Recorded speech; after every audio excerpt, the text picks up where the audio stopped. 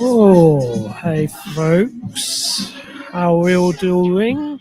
Hang on a minute, we got a bit of a thing there. So initially we got a bit of a live show feeling. Darron is about to go live, so let's go straight to Darron.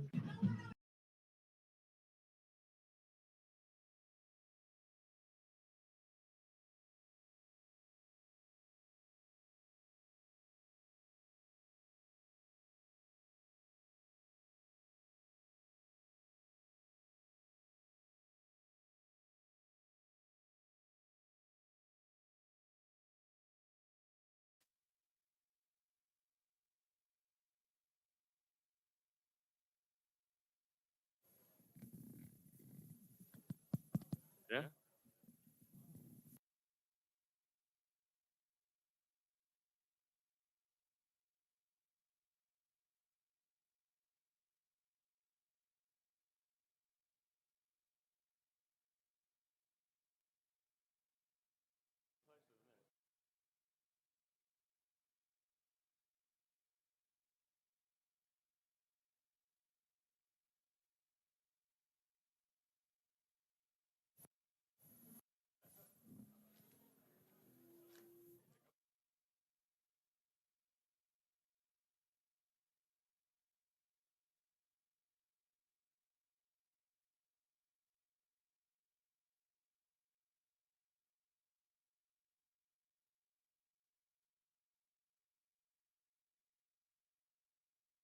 Check 1, 2. Hello. Oh, flip it. Hey! It works. Hello there. Welcome to Project Barista 2021. Woo! Hey, thanks very much for everybody who's made the effort to head out to Finchampstead. It's great to see people here again. It's been, probably about 2 years, I think, over 2 years maybe, since our last event. Can also say welcome to everybody who's enjoying this event from the comfort of their own homes. So, yeah, let me get stuck in. Obviously, this year, I just wanted to touch on a couple of bits and pieces. We're following our birthday party, which went really well as an online event. We've kind of decided this year, for our first festival back at the brewery, we wanted to do something which was going to be a bit of a hybrid. So, for a couple of reasons, obviously keeps the numbers low here. So for people who perhaps don't feel they want to go for a full festival experience, they can join us from their own homes. And obviously the people who do come here, we've got a lot of space, and so if I can just ask everyone to just be mindful of that, keep distance. We've got loads of hand wash stations everywhere, so if you can, use those, and also put masks on when you go in the tap yard or into the warehouse area. So I think that's most of the hygiene stuff. So why coffee and beer?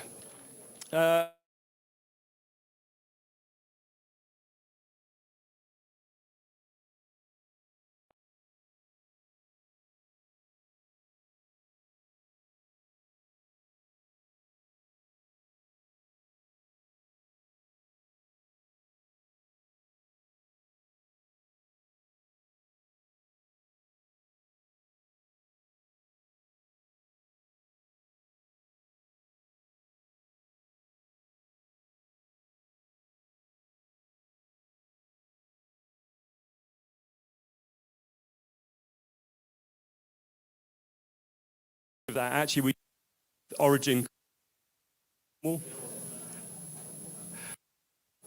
over to the other one. Yeah.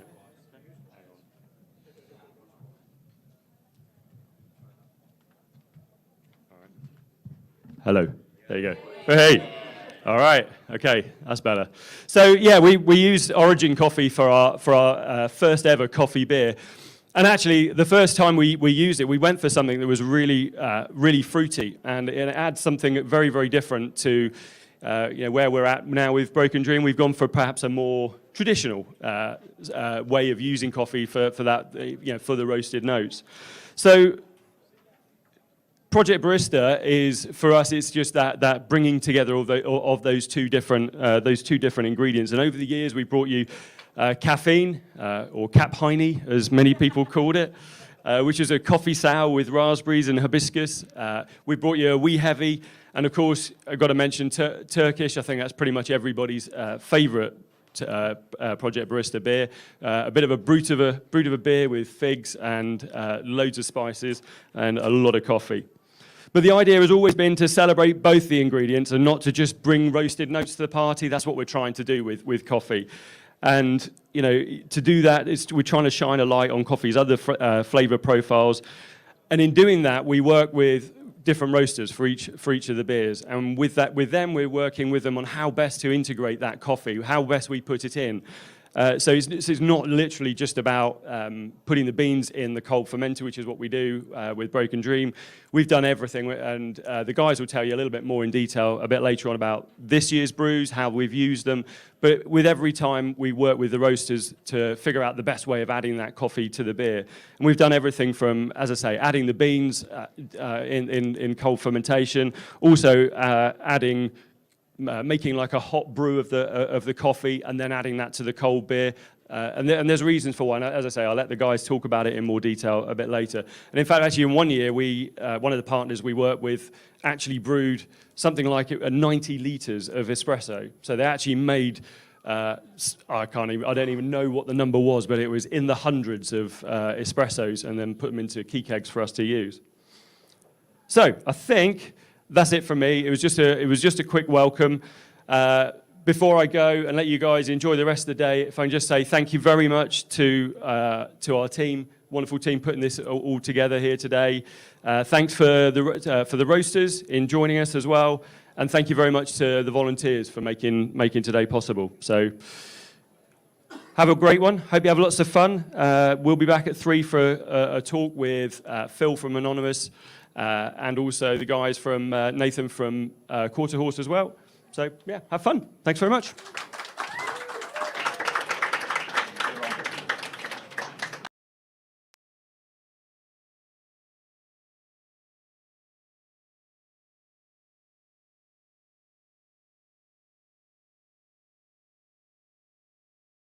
Unmute.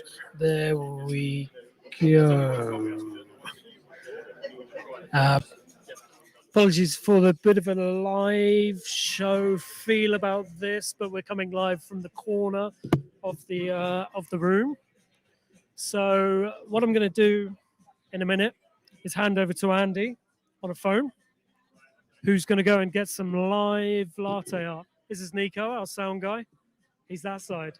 I'm looking at the screen. Right.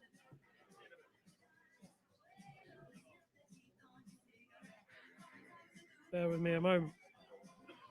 Thanks, Nico.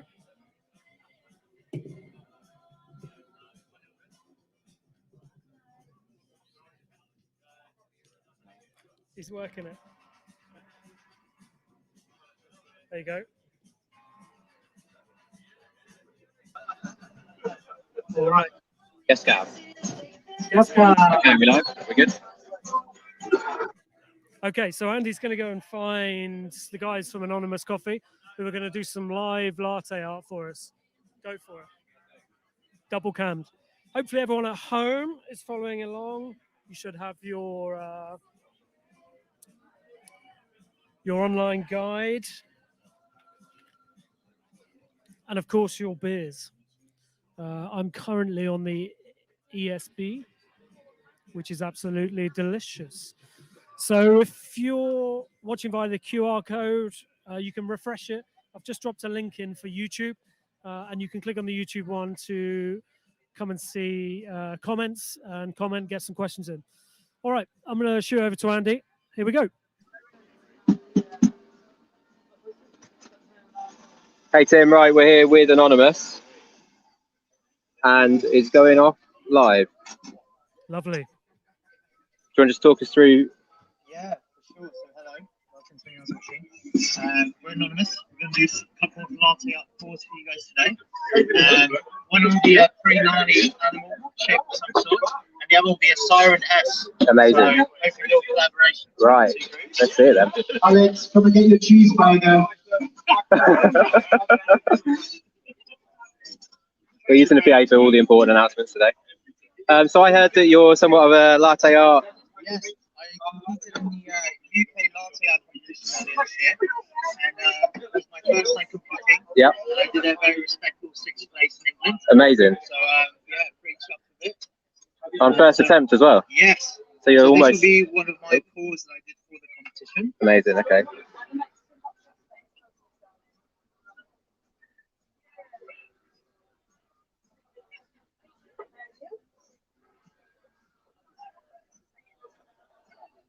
How much practice does it take to get to this kind of level then? To this level, a few years worth of pouring for sure. A lot of wasted coffee and milk, but it's worth it when you get here. How much coffee and milk have you been wasting, Phil? Have you got any tips for people at home that might want to kind of start getting into this? Yeah, absolutely. Get yourself a good cup of coffee. That's a solid base. Good milk. Be patient. Exactly. It's not one of those things that comes from a days of hard work. You need to go at it Right. non-stop, and then one of those days just starts hitting and everything comes up very nice. Brilliant. So yeah, so that's my seahorse, which I bought in the competition, and this will be hopefully a nice looking mess.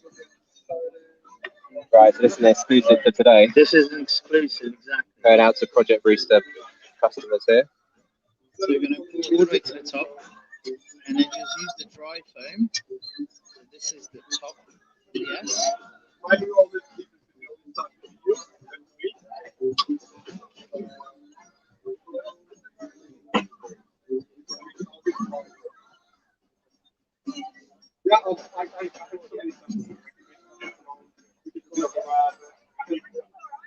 we go. Siren S. This way. Look at that. Exclusive for the event today. Cheers, guys. Do you want to give a quick plug to Anonymous and what you guys are doing? All over the world, especially Reading. Amazing. Cheers, guys. Phil's going to be on. One more shot. Phil's going to be on one of the talks coming up next. I'm just going to walk back through the festival for you.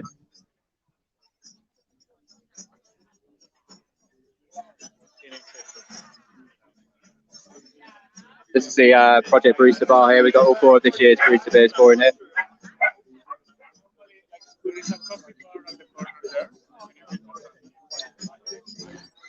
Ten more lines in here, including some special American cakes.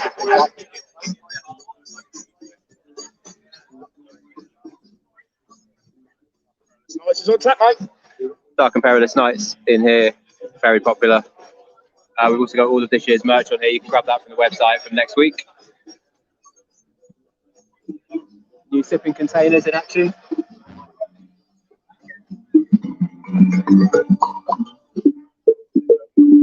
And we're all the way back.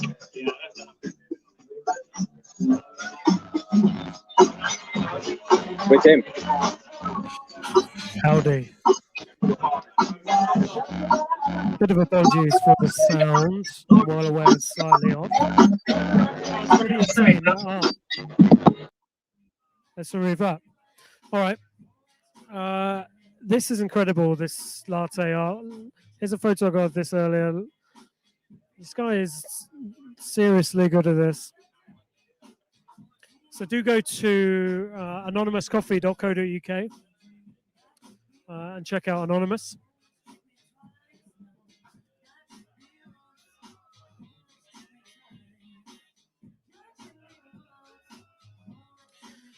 So Anonymous provided the coffee for Cafe Lungo this year, which is the Doppelbock, which hopefully you're finding delicious at home. Okay, so we're going to take a short break. We might come back with some things throughout the audience throughout the day, but we'll be back at 3 p.m. with a talk with Anonymous Coffee, who are going to be telling us how to taste coffee, all the different differences between beans, etc. Once again, if you're watching on the YouTube, get some comments in, get some questions in, and I will do my best to get them answered. If not, enjoy the beers, and we'll see you back at 3. Cheers all.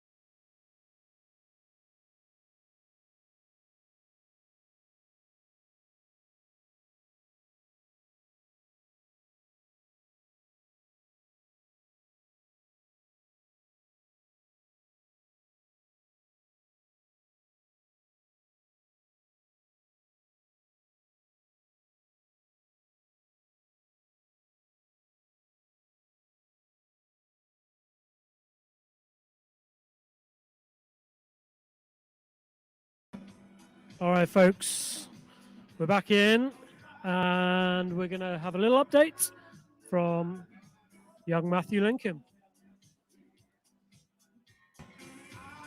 He's moving some mics at least. Moved on to Illumina.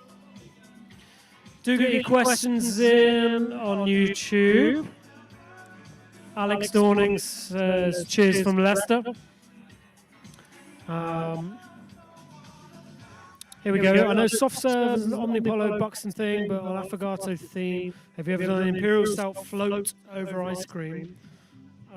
It has been mentioned, but we've never done it. I think I did it for a photo once of Affogato in my back garden. You might have seen that on social media. Are there any plans to age coffee beans in some of your old beer barrels? Could even go full circle and use the coffee in another beer? That's the question from Daniel Sawyer. Well, Daniel, there were plans. We have done it many times. We continue to do it. Matcha Mocha uses barrel-aged coffee beans. And you can buy those barrel-aged coffee beans from here, if you're here, but you're probably not. But on the website from today or maybe Monday. And I can promise you they are delicious. Last time we did them, a guy messaged me and he said, have you got any more? And I said, I've got 10 packs. And he bought all 10 packs. They are seriously good. All right, we're here for a live stream. So here goes my mic and here comes everyone else. Enjoy this talk.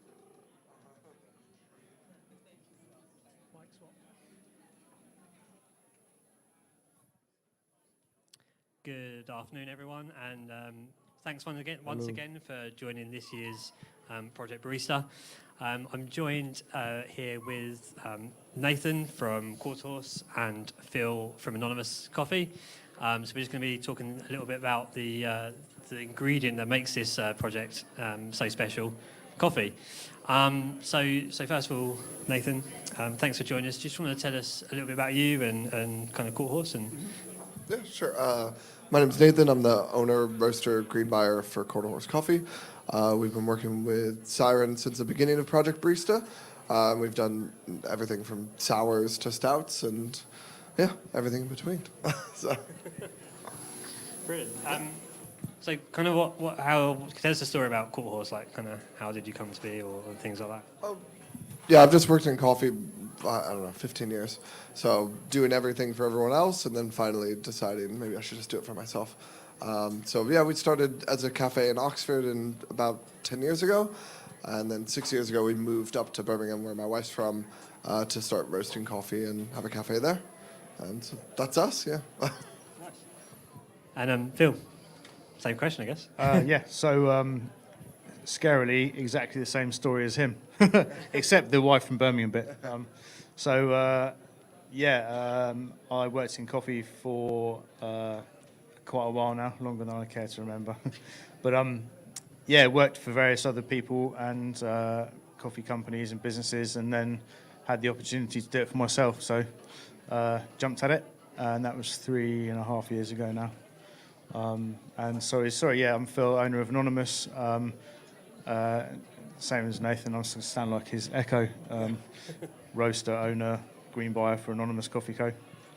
And general dog's body as well. I think you left that out, but I'm sure you'll agree that's integral in our role. Brilliant. So kind of speaking from a beer perspective and a beer lover, what kind of made me fall in love with craft beer is just the sheer diversity of beer, different styles, flavours, aromas, textures, and just the passion in the industry. Is that something, Phil, that kind of rings true in coffee as well? Absolutely, yeah. So I've kind of first introduced to specialty coffee in kind of 2006, which is a really scary long time ago now. And it's been really interesting to watch the whole industry grow and develop, and meet lots of amazing people and taste lots of amazing coffee. But it's a really exciting industry to be in now. There's, and as an example, we did a coffee beer with a certain brewery, which wasn't Siren, sorry, but we were able to send some of that beer back to the two brothers on the farm who own the farm the coffee came from, which is just really, like, I love it. It's really cool, blows my mind. But yeah, the fact that we can, there's a really great cycle of a kind of production cycle now where we can feed back to farmers, and farmers can improve what they're doing, and that just keeps on going and going, getting better and better, and it makes it better for everyone involved, really. Nice. And Nathan, is that kind of, does that echo again? Don't know what I'm going to say once, but yeah, is that kind of what you were going to kind of say? And Yeah, I guess maybe I'll go a bit on the flavor side. So I remember I grew up drinking coffee as like a kid, you know, when you're like 10 and you put milk and sugar and everything in it. It's basically just a milkshake with coffee in there. But yeah, I remember you think of coffee, first time I had an Ethiopia natural, and it smells like blueberries, it smells like fruit, it tastes like fruit. And it was completely eye-opening. It's like, hold on, coffee can be this too, when you're normally used to, you know, the bitter black stuff. So same thing with beer, you know, you're used to a lager, just a normal lager, and then you have something different and you think, this is what beer could be. So. yeah, I think the exciting thing is the care and interest that is put into creating coffee and beer, and the experimentation that people are doing now, the knowledge that's available, and the information and technology as well. I know there's a lot of coffee producers have taken like fermentation and processing methods from the wine industry, and are now processing coffee cherries with those techniques, which is you know, creating even more amazing tasting coffee. And that's just one example of like a lot of things that are happening in the industry. So yeah, it's an exciting time. People are pushing the boundaries. It results in even more amazing and different and exciting tasting coffee for everyone. So yeah, it's a really exciting industry to be in and a really exciting time to be in it. awesome. Sorry if I answered your next question. No, I mean, my next question is just a really basic question. It might sound a bit stupid, but what is coffee? Apart from, you know, kind of what you touched on, just this black bitter stuff that you get in the supermarket that's just granules and you put a spoon in some hot water. You know, obviously it's much more than that, but I guess, Phil, like, do you want to start us off? What is coffee? Yeah, so biologically, it's a fruit. It's a seed from a cherry. And it gets picked from the trees. The seeds get taken out of the fruit. They get dried, processed, given to us to roast, and then we hand it on to baristas to grind it, brew it, and share it with people. I think much more than that, it's become a culture and a part of life, and something that people can share and enjoy together. And for us, a journey that we can sort of travel on throughout life without wanting to sound too deep and weird. But I think it's a lot of things to a lot of people. But you know, most importantly to me, it's something that people can share together and enjoy together. And it's something that tastes really nice and wakes you up a bit in the morning as well, as a bonus. I remember a long time ago being on holiday in the Dominican Republic and going to a small family farm, and they gave me a coffee to try and said, this is how you're meant to drink it, and just a very, very small, almost espresso bit. And then they piled in 6 teaspoons of sugar, and they said, just down it like a shot. Is it kind of like beer? Is there lots of different cultures that treat it kind of differently? And is that normal, or were they just having to pull in my leg because I was a tourist? Probably a bit of both. No, I mean, sugar will obviously add sweetness when sweetness isn't there for coffee.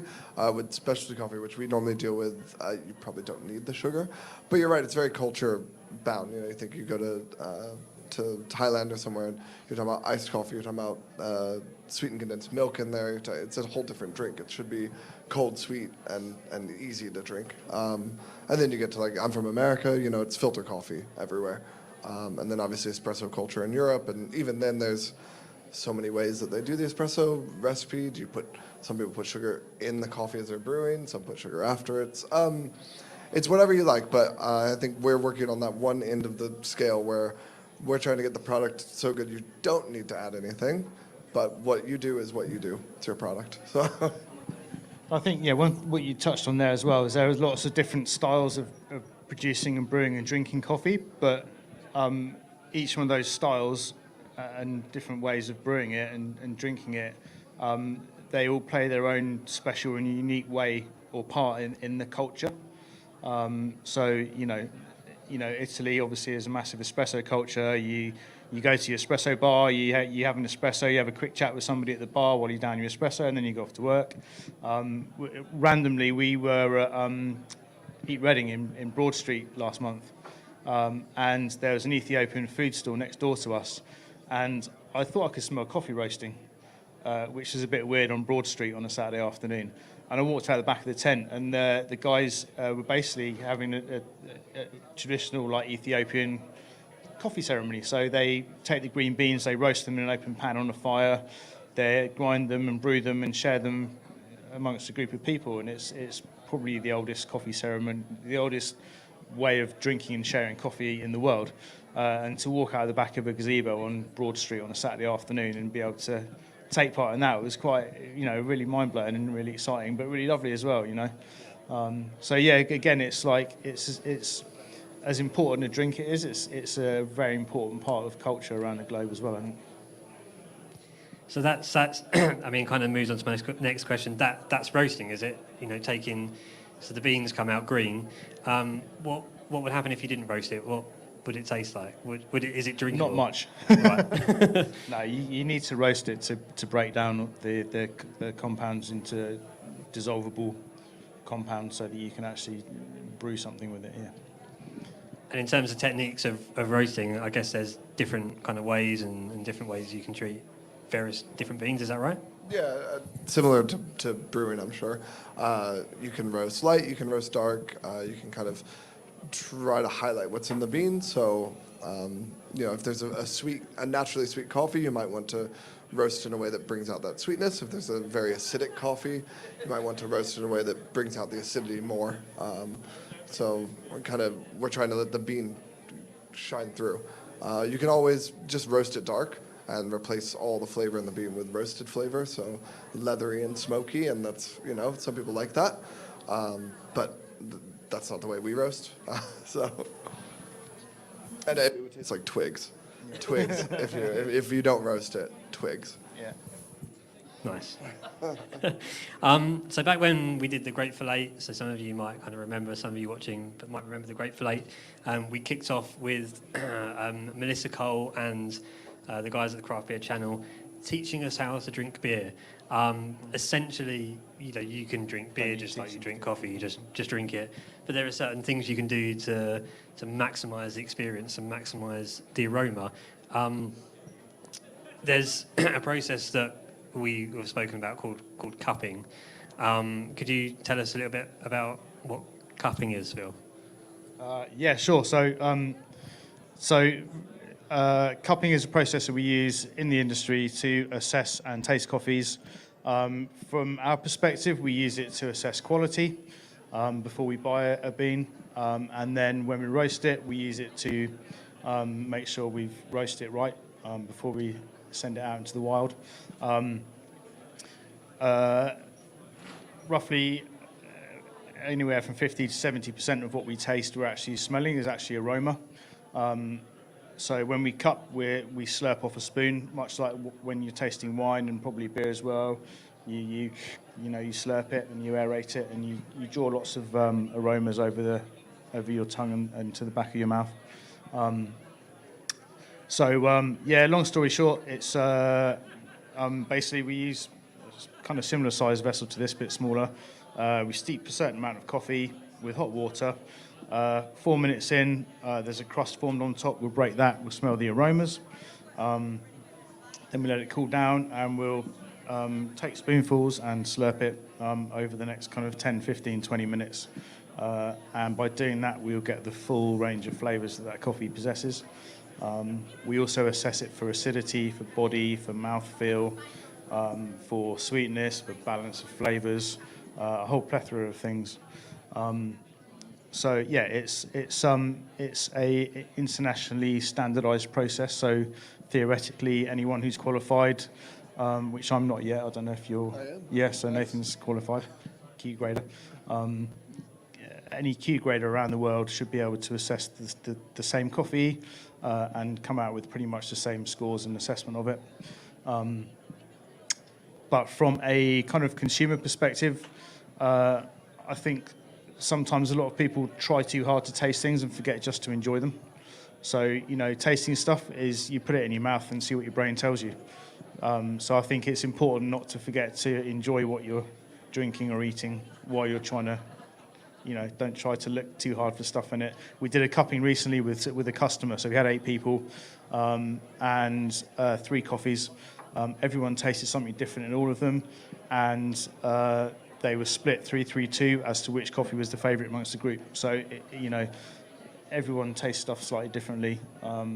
So it's subjective, but yeah, just drink it and enjoy it. And if you find stuff in there, great. Anything to add there, Nathan, or is it kind of... Yeah, just a little bit. I think sometimes on coffee bags you see lots of tasty notes and they look really ridiculous.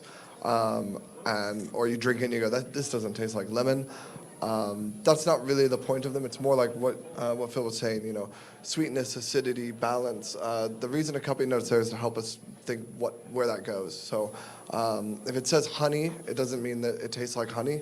It means the sweetness is more like honey than, say, dark chocolate, right? 2 sweet things, very different in how they are. That doesn't mean, everything, they're all going to taste like coffee first, things after. And that's a lot with the fruit notes. If you don't taste blueberry exactly, it might be talking about, well, what's the acidity? What's the kind of mouthfeel like? It's more like that. So if you're looking at coffee notes, that's what we were looking for, is what type of acidity, sweetness, balance is it? If there's lots of, lemons in there, that's going to be a really acidic coffee. And if you don't like acidic coffees, that's not for you. And it's a bit like a stout versus sour thing.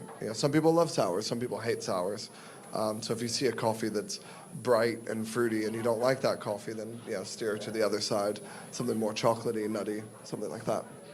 Yeah, tasting notes are quite kind of divisive. That like Nathan said, they're guidelines, and like it's really frustrating seeing people beat themselves up trying to taste something that they can't taste, which is half the people that taste it might taste those notes, half won't, because that's how their DNA and their taste receptors work. So yeah, don't read too deeply into tasting notes. Use them as a guideline. Yeah. Nice. And then lastly, this is a question for you, Nathan, really, on the barrel aging aspect. Obviously, we work with you on the barrel aged coffee. Without revealing too much about the beer, because obviously we're going to go on to talk about that. So the Brewers will be up next, talking about why they did the processes, and then we'll be tasting them at the end. But can you just talk a little bit about kind of the barrel aging coffee and kind of what that brings? So the main thing it brings is aroma. So the way we work together is we bought a coffee, and working with the brewers, we had a certain flavor profile for what coffee we bought.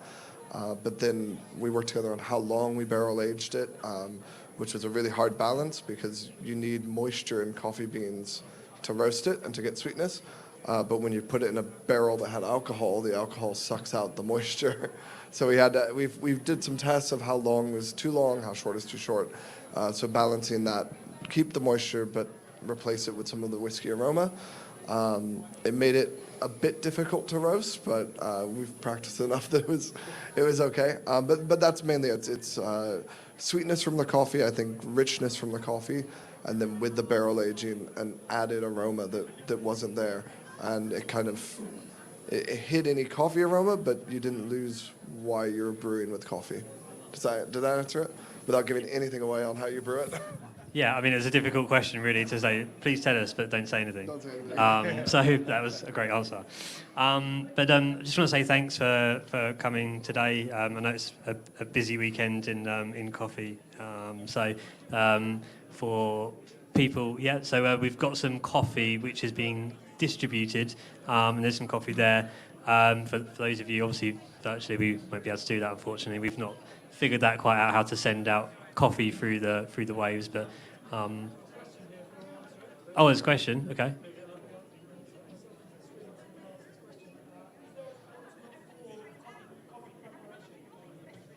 espresso machine or filter or V60 or AeroPress. Did you get that? I like this one because I like the analogy with beer. So there's no ultimate form, but you've got espresso and you've got filter, kind of the basics. And the way I think about them is filter coffee is to espresso what wine is to port. So same ingredient, but one is stronger, shorter, and has a lot kind of punchy, dense flavors. Intensified, exactly.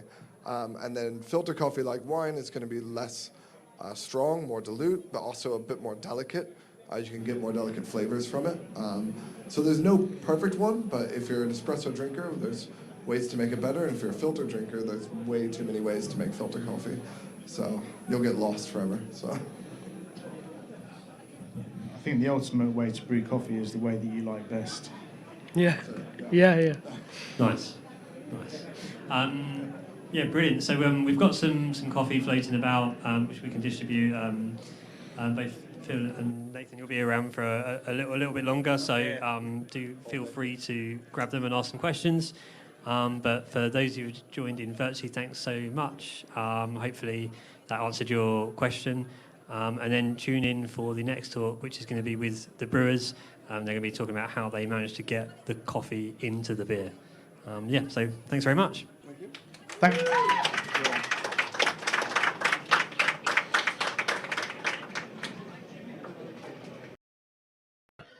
Okay, hopefully my bike is back here again.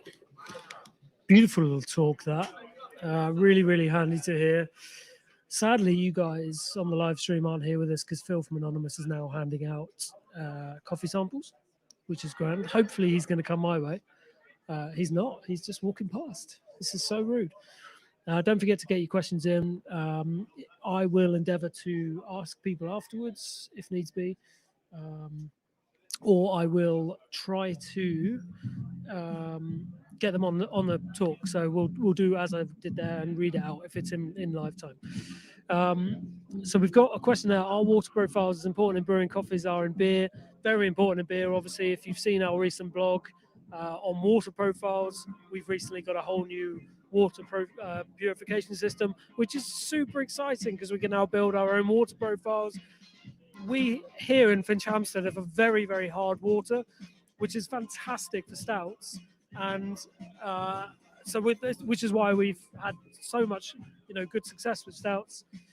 But we can now sort of build that water profile when we want, but also build our water profiles for different sort of IPAs, from traditional West Coast to more New England style, and our sort of California IPA in between. So I believe in 9 minutes' time, we've got another talk coming up, which is using coffee and beer, which is going to be with our head brewer, Sean Knight, who's going to talk about how we do it.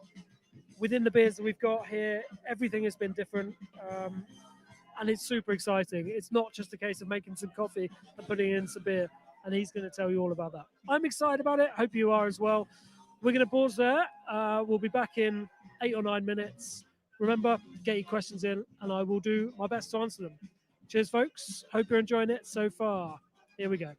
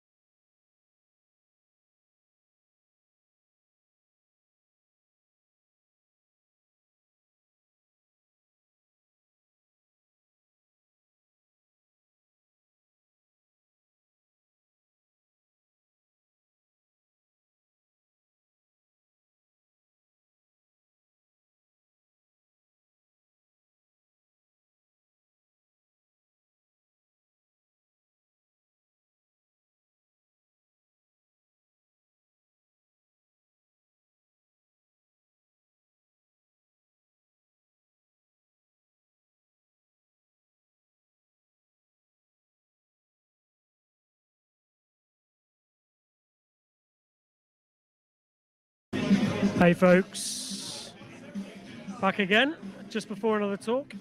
I filled myself up with Presta Zest. Coming up next, we've got a talk with Sean Knight, Kit from our brew team, and I believe a special guest, Andy Parker from Elusive Brewing, our neighbours across the way.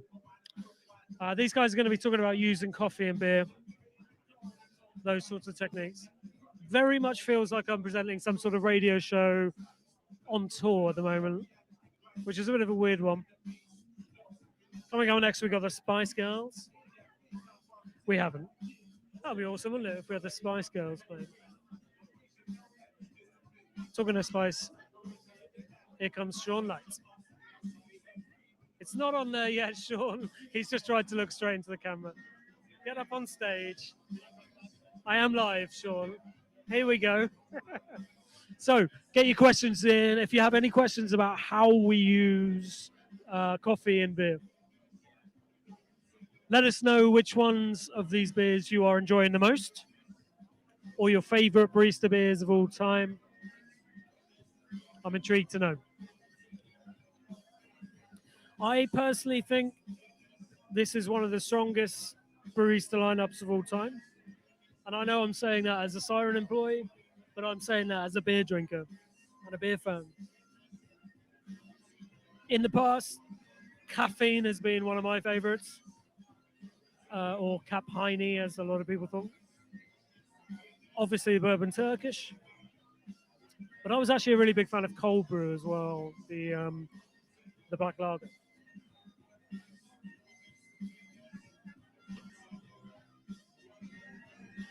I think it's a really strong lineup. So, I believe the troops are being gathered.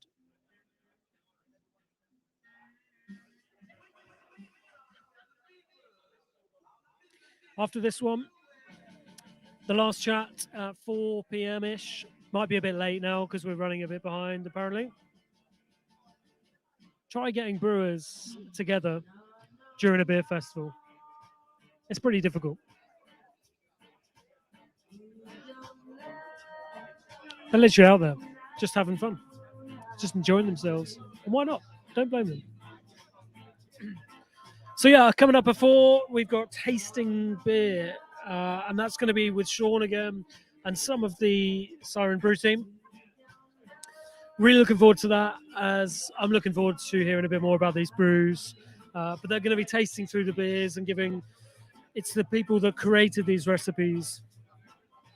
So every year for Project Barista, Darron and Sean, head brewer, they go to the whole team. They go to everyone, not just the brewers, but everyone throughout the company, everyone that works in the warehouse or the office, sales guys, whatever it may be. And they say, let's hear your ideas for Project Barista. And it's really interesting because everyone's traveled differently, everyone's done different things, and you get a lot of takes. My suggestion was based on a pudding I'd had in Verona, which had sort of, it was like a tiramisu type thing, but with banana. Didn't get used, but maybe one year. And then it's kind of over to the brew team, and rather than sort of Sean, the head brewer, writing on the recipes, he works with individual brewers who bring their ideas to the table and come with the recipes. And it's a really cool, really interesting process. And it's nice to see, these beers being owned. And then it's over to Andy and me and the marketing team to name them and to bring them to life. And these have been brought to life this year with the help of Will, our label designer, who has done obviously the labels, the can labels for this year. And I think they look really smart. I absolutely love this design. It's a bit of a brand refresh for Project Barista this year, which I think is really cool. Works really, really well. I'm loving the color scheme as well. Right. I'm going to go and find out where these guys are. We'll be right back.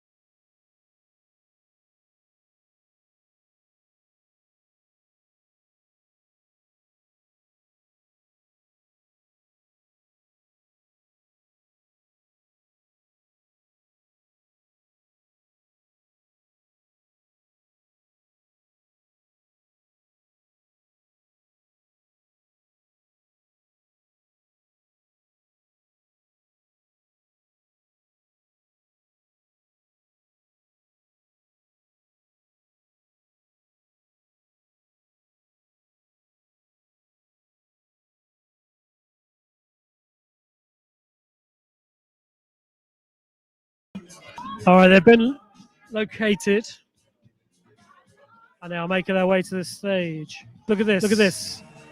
It's our special guest. They're coming right now.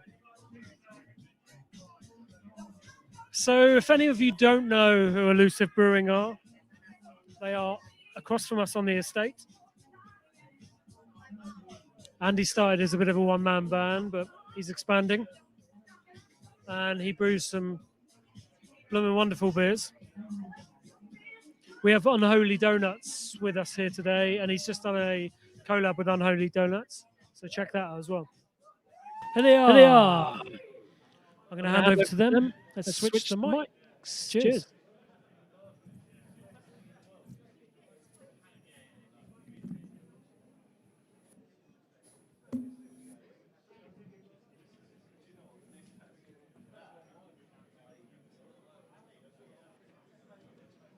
So good afternoon, everyone, and welcome to our third talk, where we're going to be talking to the people who make the beer, so the people who know what's going on.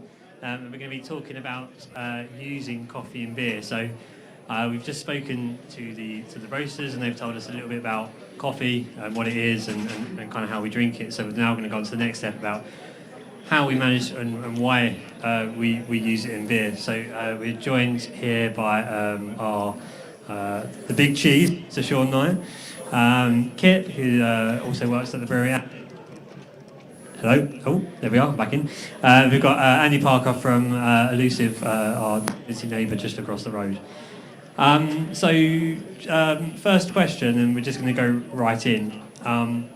So heavily roasted grains give dark beers coffee-like flavours. So why do we bother using coffee in beer? What's the point? Andy? Well, I've got the mic, so I'll start with that one. Well, I think you're right in that dark grains can impart kind of coffee-like flavours and aromas into beer, but it's fairly one-dimensional in terms of what you can achieve with it, in terms of just using malt to drive coffee flavours. You can get particularly like coffee kilned malts and things like that will give a coffee-like flavour, but in terms of flexibility and versatility and imparting flavour and aroma into the beer, it's not a lot. You can not many places you can go with it. Whereas a bean, I'm sure you talked about earlier, the kind of wide variety of flavours and aromas you can get from a coffee bean, from the varietals grown all around the world, different terroirs and what they bring. You can take, and the beers here today, a testament to that in really, really different directions, and get very different things from the actual bean versus just malts. Any thoughts on that, Kit? Yeah, really just the same thing. Like I think different dark malts will give you a generic kind of coffee flavour, but then if you back that up with a specific coffee, you've got a more unique flavour that's just come. You know, it's very clear. If you use like a heavy espresso coffee, like we have done in the Doppelbock, for example, then you get an espresso hit. You don't get like I guess there's like coffee. You know what that type of coffee flavour is, and that's something that maltsters will probably kill me for saying it, but I don't think that's something that you can get from just using dark malts. It's just a bit more general, sort of roasty, coffee type thing. Sean? Yeah, I think there's a few other things with coffee and Barista's the kind of great project to do this with, where we actually work with the roasters. So sometimes a coffee that is roasted to make drinking coffee, isn't the best coffee to add to a beer, and we can play around with roasting profiles with the roasters to get kind of different flavors like that. One of the coffees we used this year, I remember getting told the tasting notes from the roaster, which was kind of acidity from apricot, chocolate, and almond, and those are three really different flavors, which you don't really get in one kind of malt. So yeah, it's just a versatile thing. And the other thing we've learned with coffee is it's not as predictable as malt. We can add it in, and it doesn't really give exactly what you think it's going to give sometimes, and we can play around with that. We can also add coffee in various places in the process, whereas with malt, you can only really add it in the mash tun. So we got quite a bit of play with that. Cool. And seeing as you've got the the mic, Sean, you can kick us off with our next question. So, how much coffee is the right amount of coffee to use in a beer? And is there such a thing as too much? Yeah, I think coffee, we can play around with it in all different stages, and different beers, different styles will use different amounts of coffee. The one thing coffee does, the same with roast grains, it can add acidity and bitterness, so you want to play around with that and make sure that you don't go too far. And the advice we always say is, like, you can always add more, but you can't take it out, so yeah, just make sure you're balancing that. But yeah, you can definitely put too much coffee in, I think, but it depends on the style. One thing we found is a beer like Broken Dream, we put a really small amount in comparison to Project Barista in it, and we tend to taste it a lot. In some other styles, it tends to work this way with pale beers, like a little bit of coffee or medium amount of coffee doesn't really go as far as you think it would. The dark grains tend to back up the coffee in a dark beer, so yeah. Yeah, so you can definitely use too much coffee, but I think it's more about where you put the coffee in the beer and what you want to get out of it. So you might want to put coffee in the boil, but you wouldn't want to leave the coffee in the boil for an hour. You'd get roasty and astringent notes that would not taste very well. And then, like Sean said, with pale beers, and I think with sour beers as well, you can just put more and more and more coffee in, and it's almost like there's never enough to get it to read the way you would get it to read in a dark beer, because you've got a lot of sugars left over from those darker malts, and the coffee just bounces off those really well. But really the only answer is, the correct amount of coffee is that moment where you go, okay, that's the right amount of coffee. And sometimes that's, a small amount, in the mash or in the whirlpool, and sometimes that's, 35, 40 kilos in a spin bot at 1 degree or something. So, just experiment and see what tastes good. And like Sean said, you can always put more in, but then once you've got it in, you can't take it back out again. So. We have some experience of this with our Spellbinder beer. We brew a coffee porter, kind of almost core, when I don't know, it's supposed to always be available, but we run out of it. But that's all a single origin, different rotating single origin coffee. And we dose the coffee at the same grams per litre, no matter what the coffee is. So you get kind of to experience like the different intensity that a different bean and a different region and a different roast and all the different variables in coffee can impart into a beer at kind of a fixed dosing rate. So it's quite interesting to look at that. So yeah, you can definitely have too much. I think the golden rule is you can always add more.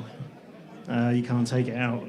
And that's my golden rule of home brewing as well, which you might get onto in a bit. Yeah, it's there is definitely too much. So dose at a lower rate and add more if you need to. I think is the answer to that. Nice. And so we're moving on to, and not quite the home brew, but we will, as it is, we'll come on to that. But what techniques are we using to get coffee into beer? Because there's quite a few different ways that we can do that, right? Depending on what you're trying to achieve. I think it's probably one of the most versatile ingredients you can use in beer, in so much as you can add it at every stage of the brewing process. You can mash with coffee. You guys have done that before, right? You can mash. You can add it to the boil. You can whirlpool it. You can add it to the kettle. You can add it in your spin bot. At cold side, you can drop it straight in the FV, which is what we do with Spellbinder. It's so versatile. There's not really a right or wrong answer as to how to use it and when. And I think depending on when you use it in the process, you'll get different results as well. And I think this year's Project Barista series is kind of a testament to that as well, in terms of the different beans and when you use them, very, very, very different results. It's such a versatile thing. There's no right or wrong way to use it. Yeah, I mean, it's sort of the benefit of having something like Barista on the trot for a few years now is that we've tried, I'm not really sure there are many other different ways of trying to get coffee into beer. I think it's before my time, but I think when we did Turkish, they were just brewing espressos and pouring them in one by one, which seems, quite labour intensive. But then we've done, all sorts of dishes from just sort of putting coffee in the top of a fermenter and just leaving it to steep. And that's worked really well with some more subtle beers and some more complex beers. That's just enough. And then other times, like Andy was saying, I mean, for the Imperial Stout, Sean might be able to tell us more, but we just put coffee in at every stage.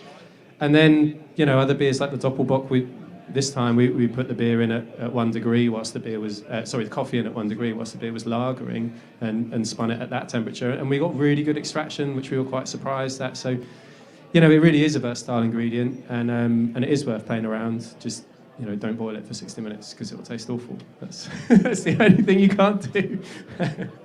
Noted. Yeah, I think the only thing to add is it's versatile and also unpredictable on certain points. And the one thing we try and make sure we do is always open to changing our original idea once we taste it. And I think that's the important thing with putting coffee in beer, is just tasting it and seeing where it's at.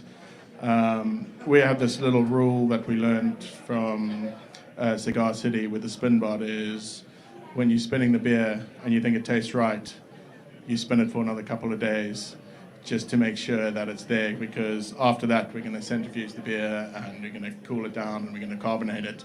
You're going to remove some of the flavour then. So we always spin it a little further for that. But yeah, I think coffee's something we're still learning about, and that's why we love doing Project Barista. Nice. So probably over to Andy Parker.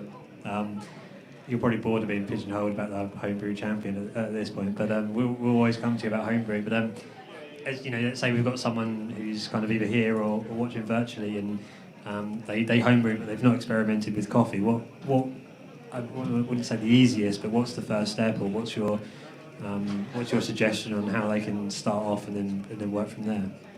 Yeah, I think with homebrewing, paying really close attention to sanitation is important. So there's some really safe ways you can work with coffee. You could run some espresso shots and pour them into your FV as you transfer into it, for example. You could boil some beans or whirlpool some beans, or if you've got an immersion chiller, stick some beans in at the start of the chill in a muslin bag, for example, and let that cool on the beans, and that'll impart some flavour. You could, if you're kegging, getting some coffee into a corny keg is always good fun. Either again espresso, or get some beans in a sanitised bag, stick them in the keg, and then fill the keg as you normally would and sanitise it. So as a homebrewer, the beauty is that you can play around on a small scale. There's not much commercial risk. I'm sure with the barista beers, you're kind of being very careful with how and when you do things. But as a home brewer, you want to play around with coffee, go for it. It's such a versatile ingredient. Have a play, split batch, one with espresso, one with just beans. Play around with temperatures in terms of when you add it. Have some fun with it. It's a really, really flexible ingredient to work with. Yeah, so on that, for Broken Dream, one thing we do is we put the coffee in, so we clean up some bags, some filter bags, stick it in the kettle, and then as the beer's running off from the mash tun into the kettle and coming up to the boil, we're just steeping that coffee in there. And the idea is we take it out when it gets too hot. So take it out before the boil, and we get all of those more subtle coffee flavours, and hopefully less of the astringent roast flavours. So that's something that homebrewers could do. I used to homebrew a lot. To me, the thing that would make sense is if you've got one of those coil chillers that I think a lot of homebrewers do, just stick it in there at the end of the boil, because you're not going to burn it. You've got a bit of time. It's going to be reasonably hygienic, hopefully. Yeah, I'd say that's a pretty good shout. Put it in just as you start cooling and take it out. Yeah, I don't really have too much to add other than kind of echoing what they've said. And I think, when we brew a batch, it's 6,000 litres, so, but we do have a lot of barista projects behind us that we can experiment, that we have experience with. I think just experiment, taste it, see what happens, and try something different the next time and have fun with it. I think that's the key for homebrewing. So. Cool. So each one of the barista beers this year are different and remarkably different to the previous years. How much of that is down to the coffee that we use? Is obviously there's some in technique, and we've spoken about technique, but what about the actual coffee that we use? I think it's really important. I think the one thing with this year is we didn't get to go and visit all the roasters in person due to the pandemic and things like that. And that's something I definitely want to explore more with Barista Project next time we do it, is getting our brewers interacting with the roasters, because we did a lot of stuff over emails and we learned a lot from the baristas, from the roasters, and the ideas from them. You know, one of the things we wanted to do some cold extraction, and they were telling us actually coffee extracts better at a higher temperature, but then to lock that flavor in, you've got to cool it down quite quickly. So we adding coffee in our whirlpool worked quite well, where we get it to steep while it's in the whirlpool, but then we cool it through the heat exchanger down to 18 degrees really quickly, so within the space of an hour. One of the things we tried to do with our spin bot was do a hot steep with coffee with some water and steep that hot, get the nice roasted flavor extracted, and then we spun that to kind of extract all that flavor. We spun that for 12 hours. So I think the other thing with some of the coffees is we looked for coffee flavors that we wanted in the beer. So we looked at some of the roasters to give us, one of the brewers had suggested a coffee for the lemon sour that we did to be high altitude, which is supposed to be more citrus and berry kind of flavors. And we got coffee from that, and then in that beer it actually comes across as a more citrus and green flavor rather than your kind of roasted coffee flavor.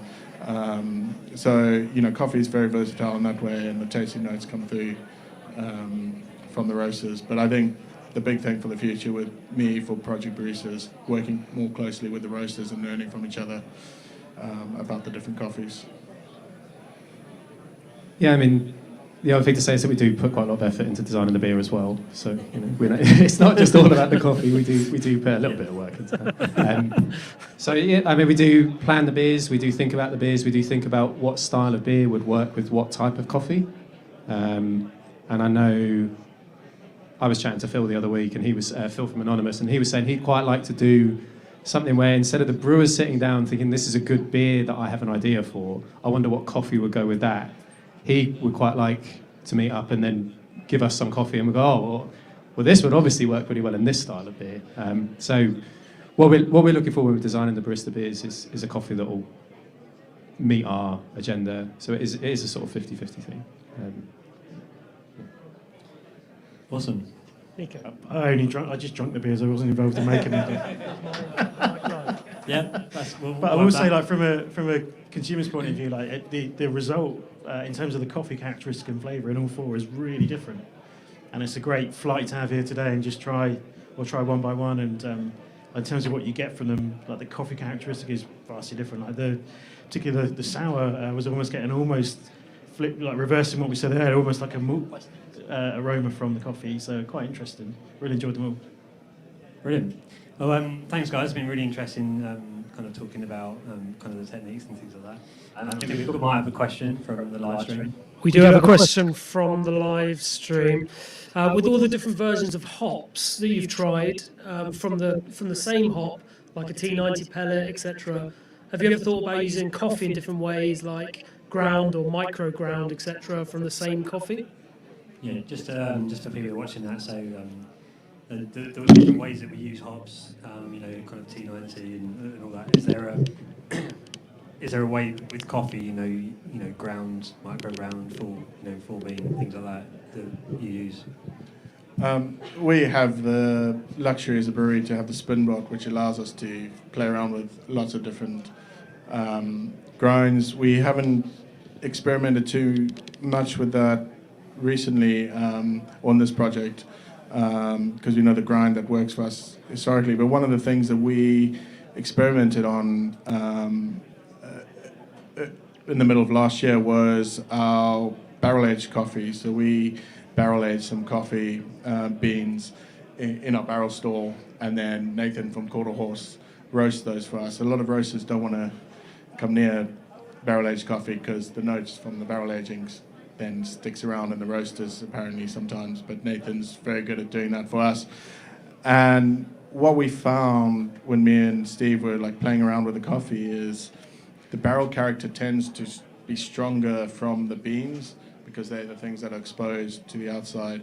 So whenever we use barrel-aged coffee, we always split the amount we use, half crushed all ground and half beans.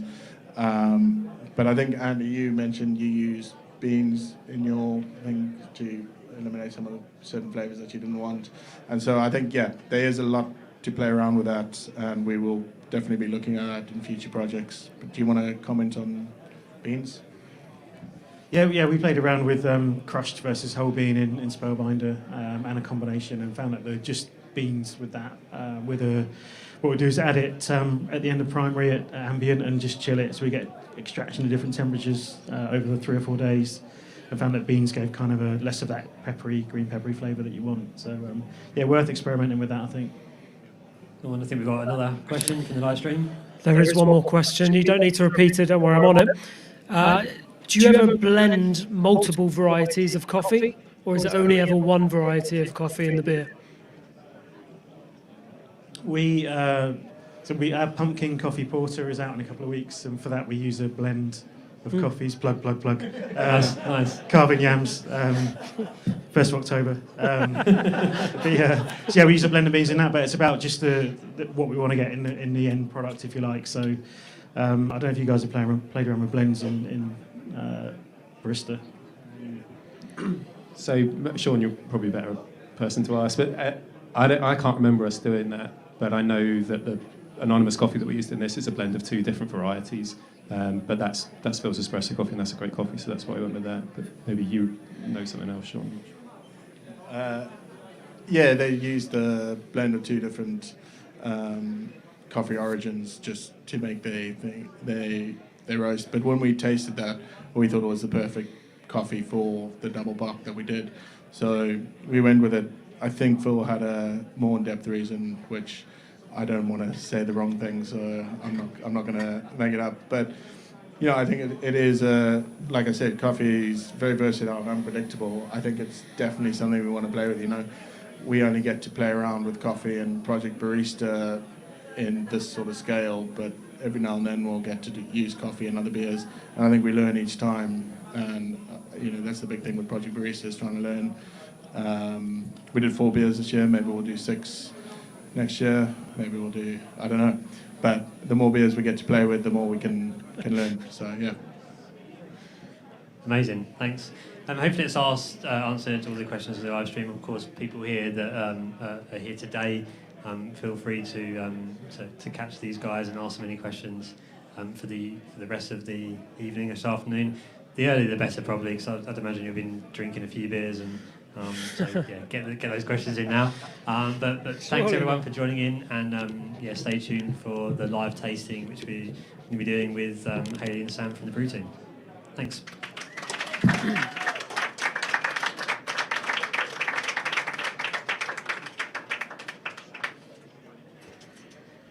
Excellent. Lovely stuff. I'm just going to adjust my microphone here, because it's a wee bit loud. All right. I hope you enjoyed that, everyone. Very informative little chats. Thank you for the lovely questions. Daniel saying the Nitro ASB is lovely. Wish I was there to try the cask version. Do you know what? I am here, and I haven't tried the cask version, and that's a bad thing. That was a bit of an accidental partridge, and I apologise for that. But no, I really need to go and do that. Barney Woodham saying the Doppelbock is excellent. I agree. I think the anonymous coffee blends that they were just talking about comes through so well in that. That really is like a cold brew coffee. It's absolutely delicious. Pretty dangerous at 7.4%. Very drinkable. Very beautiful.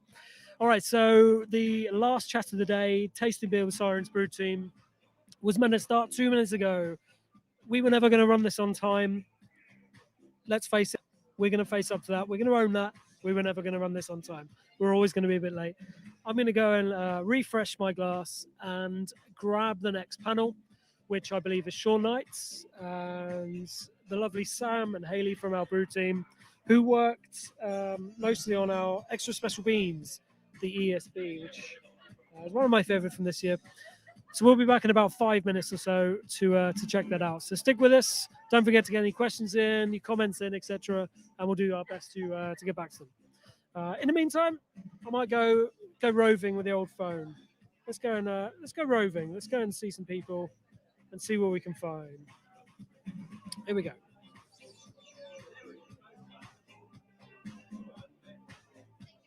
Here we go. See you in a bit.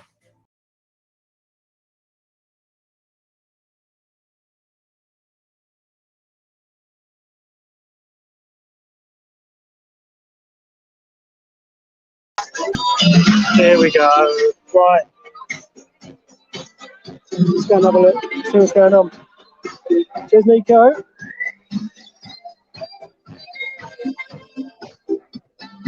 All right. Charlie and James down here. Doing good so far. Oh no, it's raining. Can you believe that? It's raining. Bloody raining. We've got some dogs here. Some of you may recognise former Sirenite Chelsea, now a brewer at Double Barrel, and Ruben.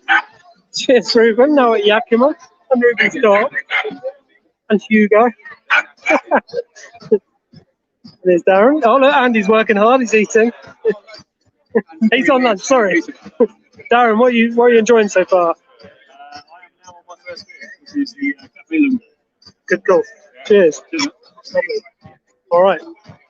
So sales manager Duncan. Cheers, Duncan. Lots of good people. All right. We're going to leave it there. We'll be back in about 5 minutes. I'm off to limp around. I need to take myself out of the stream. I need to limp back here first. Here we go. Back in 5 minutes. Cheers, folks. Thanks very much for sticking with us. Hope you're enjoying it. And don't forget to get your questions in. Cheers.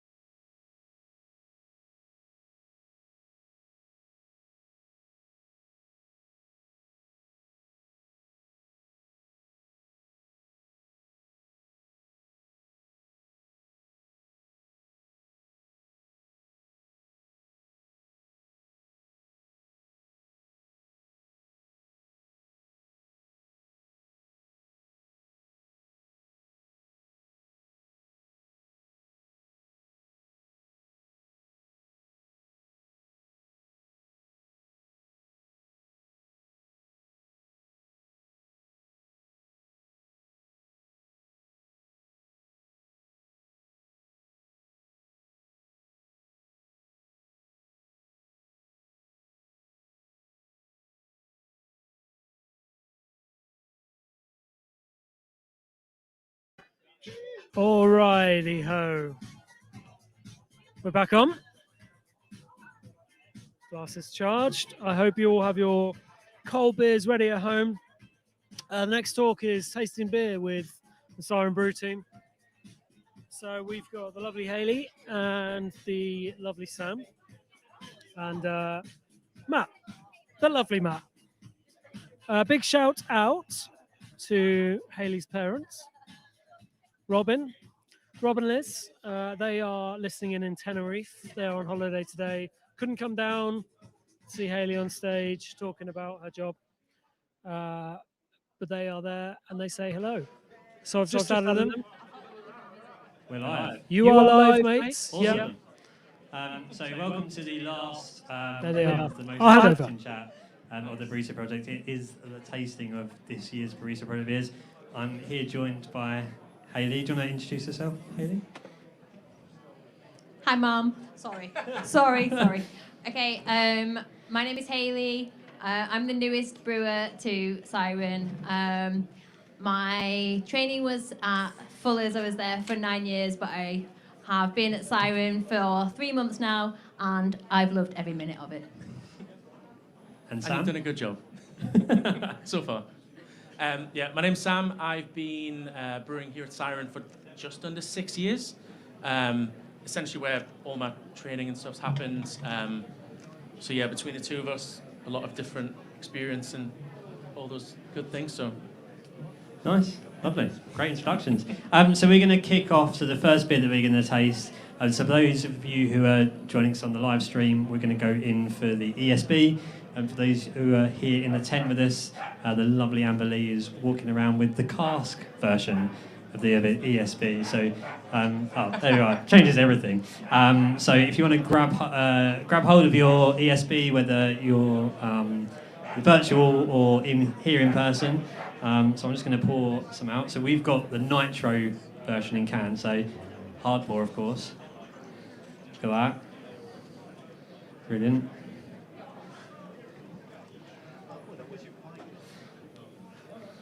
Say when, Sam. you've got more outside of the glass. Brilliant. So Hayley, do you want to kick us off with the ESB? Yeah. What can you tell us about this beer? Would you like to do the tasting? Yes, that was the plan. Sorry, there was a plan. So it's worth noting for those who are having it from a can, then this is nitro beer, so you do need to do a hard pour. Is that the stout? Yeah, I think that's going to Emily. Yeah. And so, cheers to everyone that are drinking it.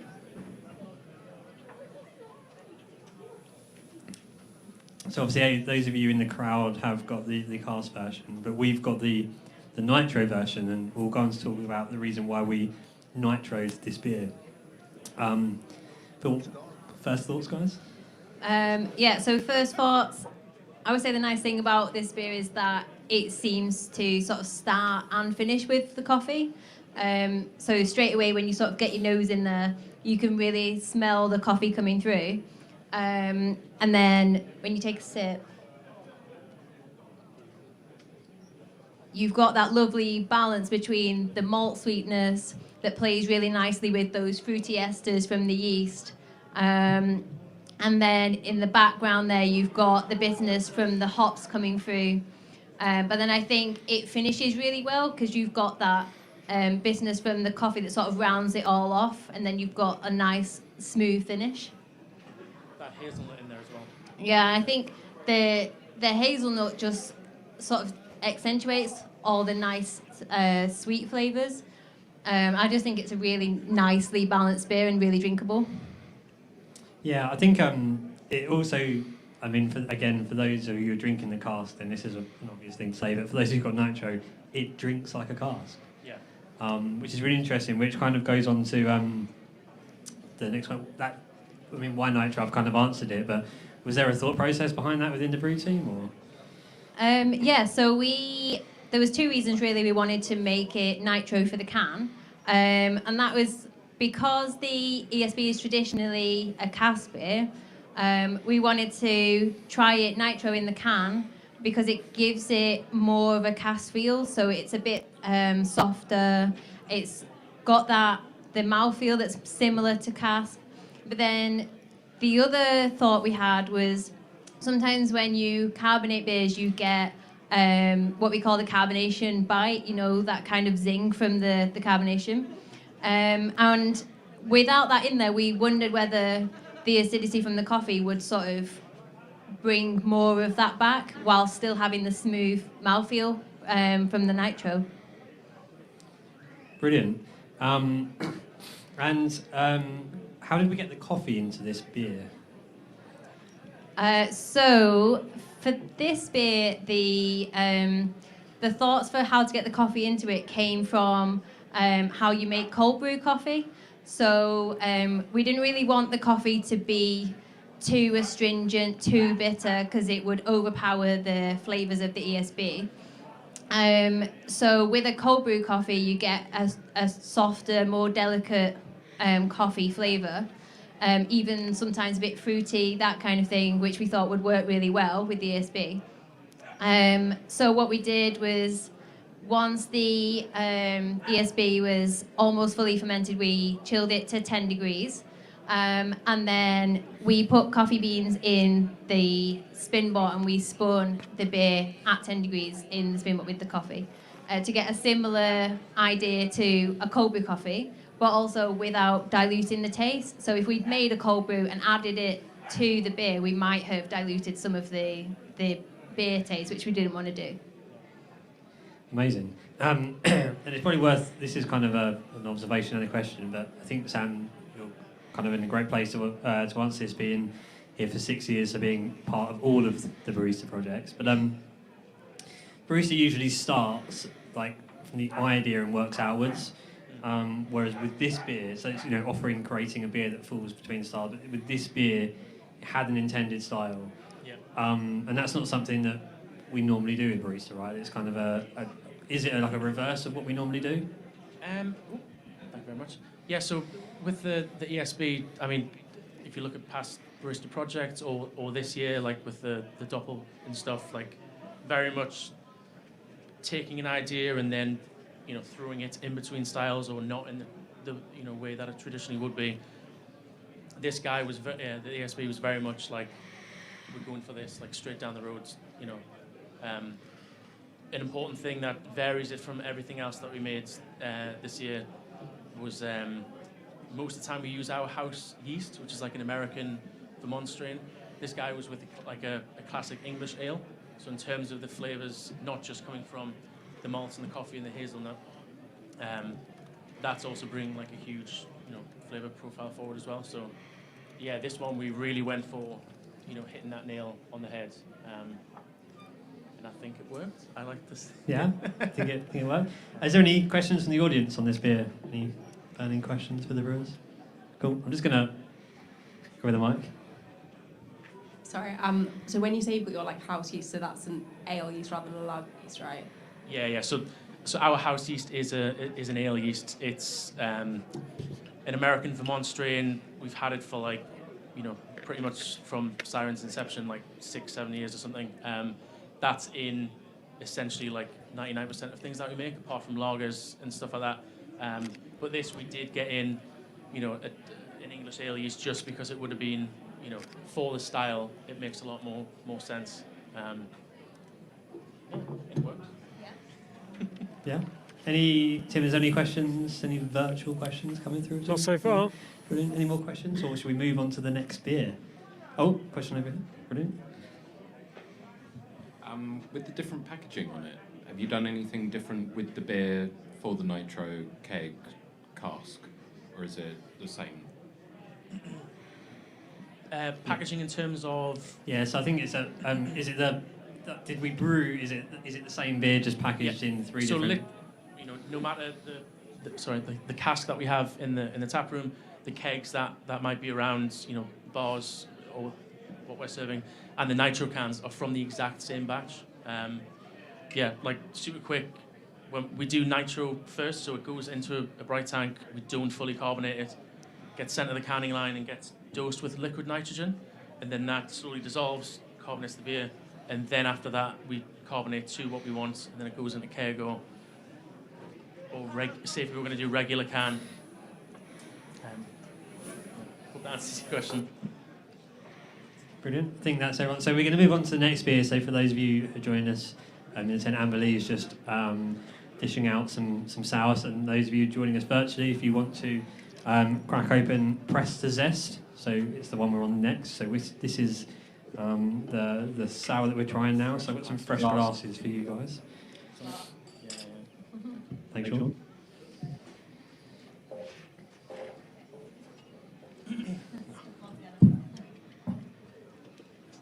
Hey. Yeah, I'm trying to balance everything. It's like I haven't got enough hands. Wobbly.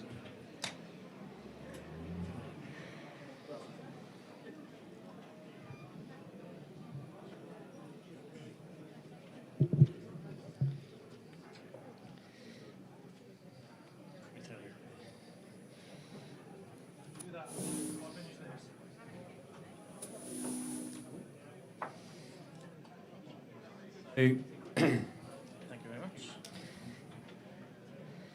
So, cheers everyone, virtually and in person.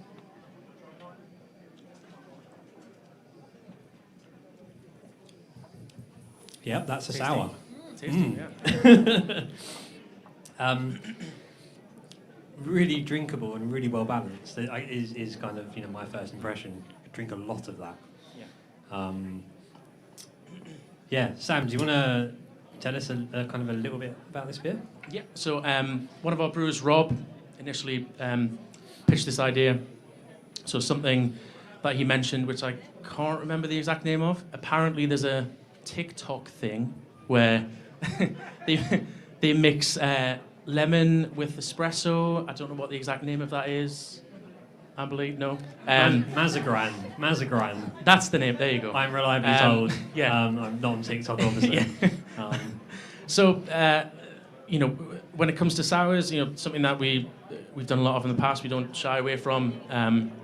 So, Rob pitching this idea was, lemon, coffee, tracking back to the sour. Lemon and sours, work hand in hand.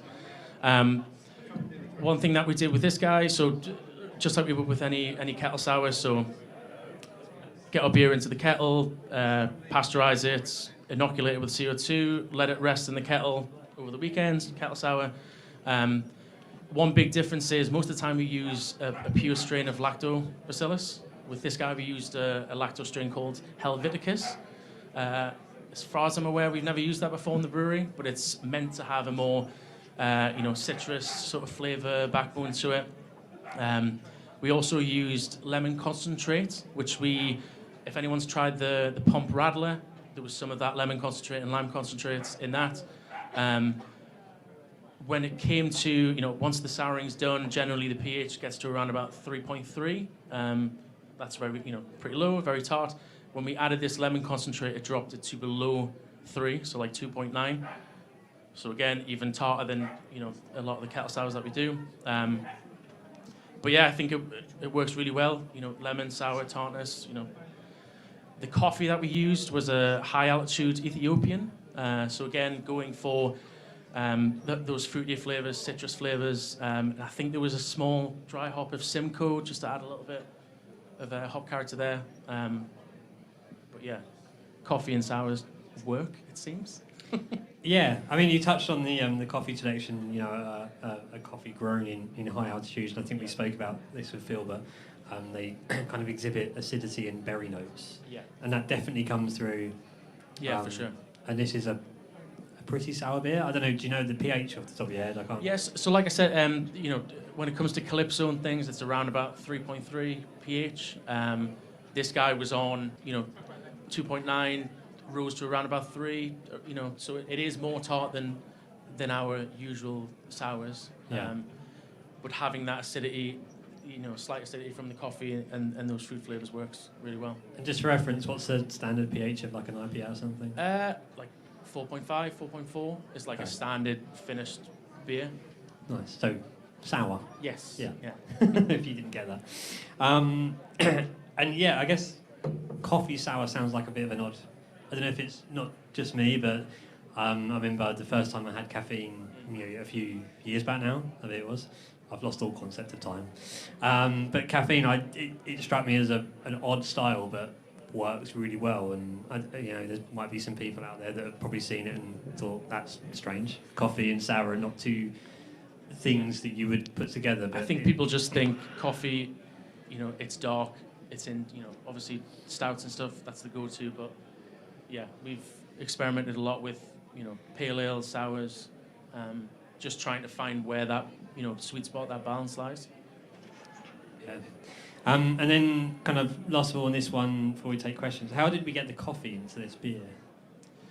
So I think Hayley's mentioned this and Sean and other people previously, but the spinbot is like a huge part of what we do. I think we've also mentioned the whirlpool, so the vessel, after the boil.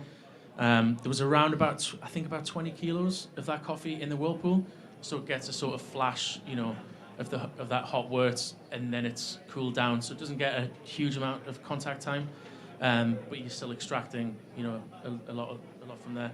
And then the spinbot, the one difference with this guy is we tried to do another, like hot extract. So instead of cooling the beer down or sending it into that spinbot vessel the way it is, we hung coffee in there and then sent some hot liquor, some hot water in there to do like a hot extract, almost like a huge cafetiere, but not. And I think we did that, injected it, pushed it back into the vessel, and we thought we wanted to get more, extract more from the coffee that we put in. So then we spun it for, I think it was 12 to 24 hours, just another, another dose of extract time, and that hit the nail on the head. That was perfect for what we wanted. Nice. Have we got any questions from the audience? Brilliant. So for that beer, you had basically 3 elements of acidity between the kettle sour, the lemon, and the coffee. Yeah. How did you decide to balance those 3? Which one will be taking more importance than the other one? And did you ended up having a discussion with the roaster on how the acidity of the beer will affect the extraction of the flavor of the coffee? So I think first and foremost, the main part of the the sourness and stuff, that starts from day one with the actual kettle sour. So obviously that's your baseline. That's the backbone of what you're working with. Then, like I said, when we added the lemon concentrate, that dropped it by another 0.3 pH around about there.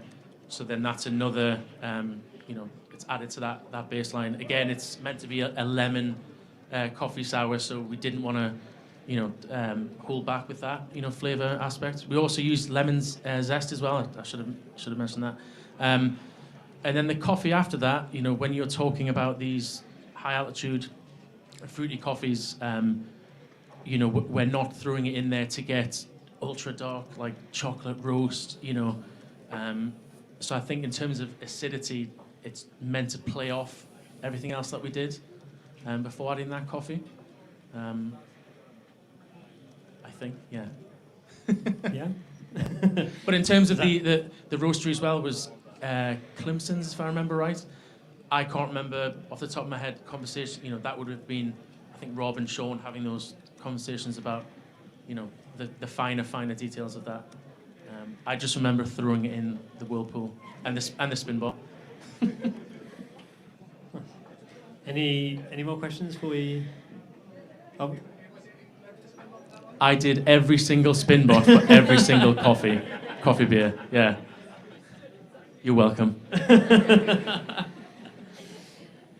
Brilliant. So, Tim, is there any questions from? No? All good. Fantastic. So we'll move on to the next beer. I think, again, so Amberley's just distributing it. For those of you virtually, we're moving on to Cafe Lungo, which is the Doppelbock. And I can see Phil in the background, hanging around. Nice. So I'll get you a fresh glass, guys. Let me take these from you.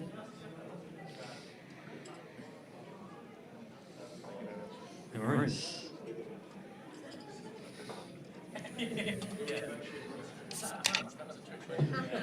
Thanks, mate.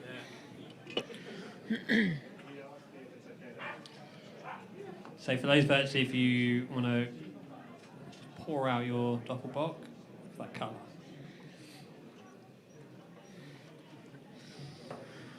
Here you guys.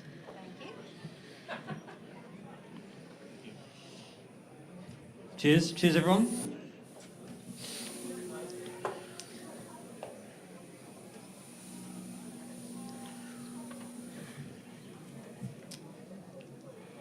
It's good, right?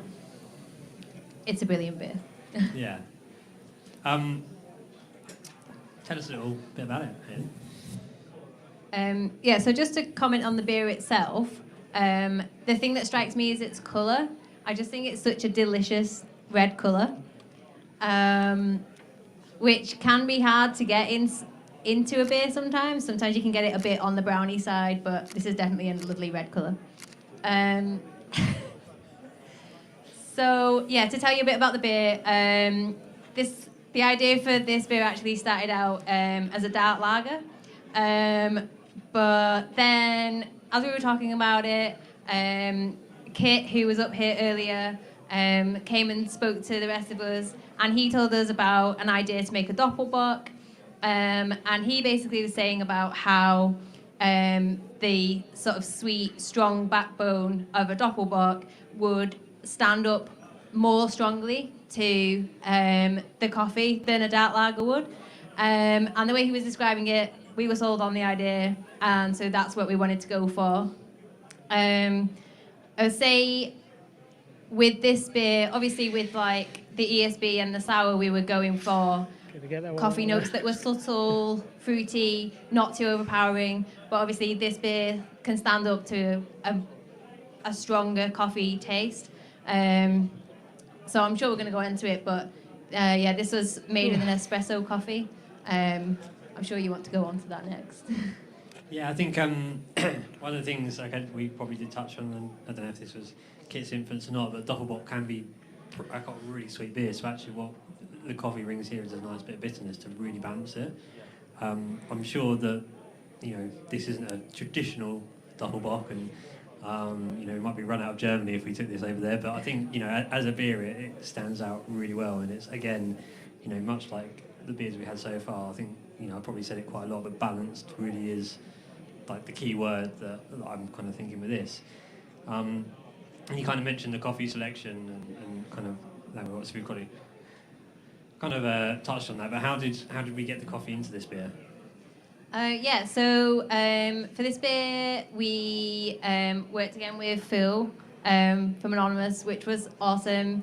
Obviously, with COVID, we couldn't visit all of our roasters, which was a big shame. But with Anonymous being a local roaster, we were able to work really closely with them. And that meant that we were able to do coffee tastings with them. I think they did go into it a bit earlier. But being able to do tastings of all the different coffees meant that we were able to work with the roaster to decide which of the coffees would have a better match with the beer. So that worked really well. So to get the coffee into the beer, the great thing about this particular beer was that we lagered it for 5 weeks. So obviously we didn't lager any of the other beers, that's just for this style. But that meant that once we got to the end of 5 weeks, this beer was pretty much how it was going to be in its finished state. So that was great because that meant we could do dosings with the beer. So we took some of the beer, did different coffee dosings with it, and then we were able to decide which of the dosing regimes worked the best. From that, we kept the beer at 0.1, which was its lagering temperature, and then spun it at that temperature with the dose rate we had decided.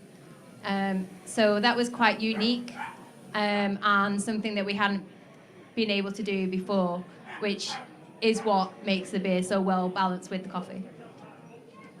Awesome. And then the last thing to mention about this is our head brewer Sean has got this really cool little contraption, which I think is a Bierstückel. Is that right? It essentially is a very, very, very hot stick. And kind of the point of it is that you heat this stick and you kind of plunge it into the beer and it caramelizes the kind of the head, warms it up, and then obviously you've got the cold beer versus the warm head. And it's really cool, and you get these kind of like, I don't know if you guys did it at the brewery, but toasted marshmallow kind of like caramelization. And I think, Sean, you're gonna get your hot stick out a bit later.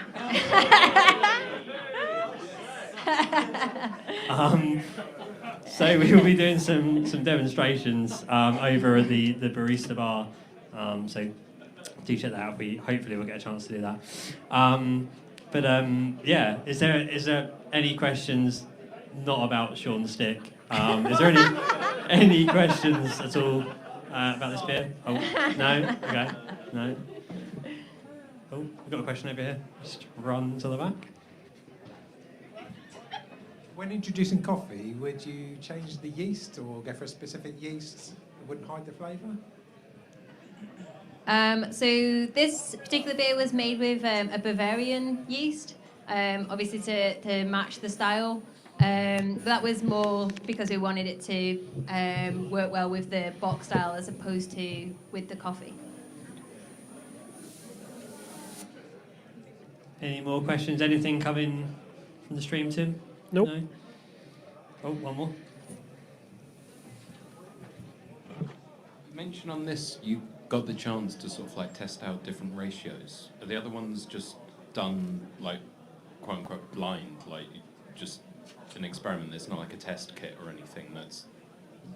It's like the experiment is the full batch. Yeah, so basically, yeah, we don't have like a test kit or anything like that. So the great thing about this beer is the other beers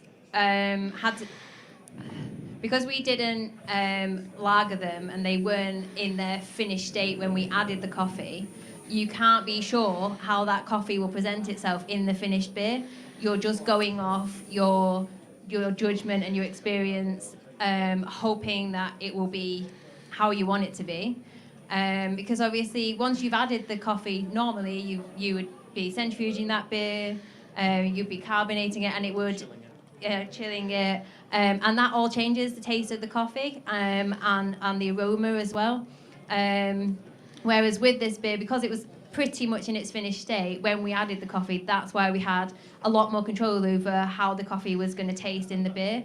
So yes, with the other beers, we couldn't be 100% sure what the coffee would taste like. We tasted the coffees, we knew what sort of thing we were going for, and obviously Siren has a lot of experience with coffee, and so that's why all the beers came out awesome, obviously.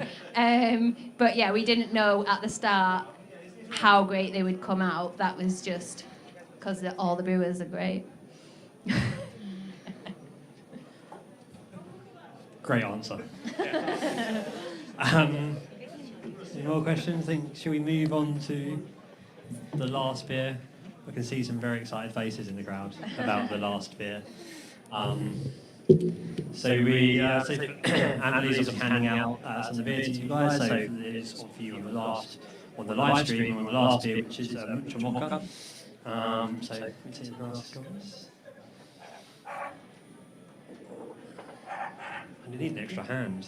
Yeah. One of those Britney Spears, man. Yeah. Wait, cheeky.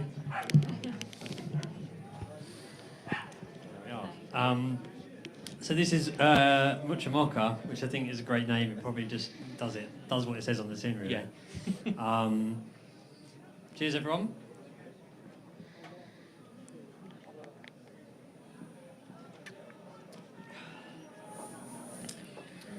I mean, that's pretty amazing, isn't it? Yeah. Again, it's very drinkable for a 10% beer. Yeah, dangerously so. I think everyone's like, yeah, that's dangerous. Yeah, Sam, tell us about this beer. So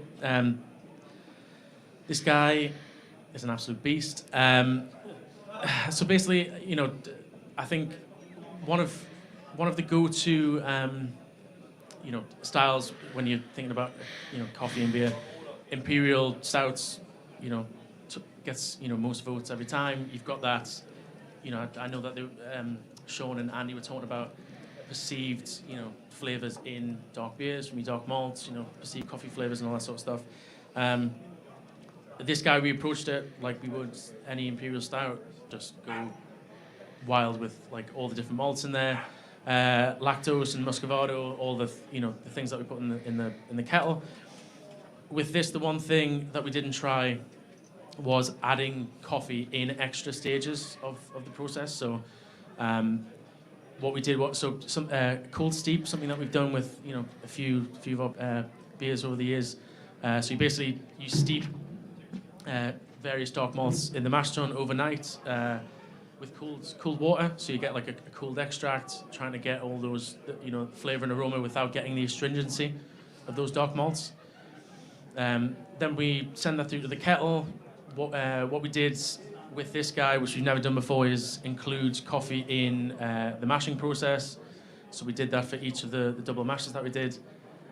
We put coffee into the kettle as that was filling and coming up to the boil, and we also put coffee into the whirlpool. I think that was like 30 kilos of Indian-style coffee, so like a light roast. And then after fermentation, we're dealing with barrel-aged coffee, which, that came up in conversation before.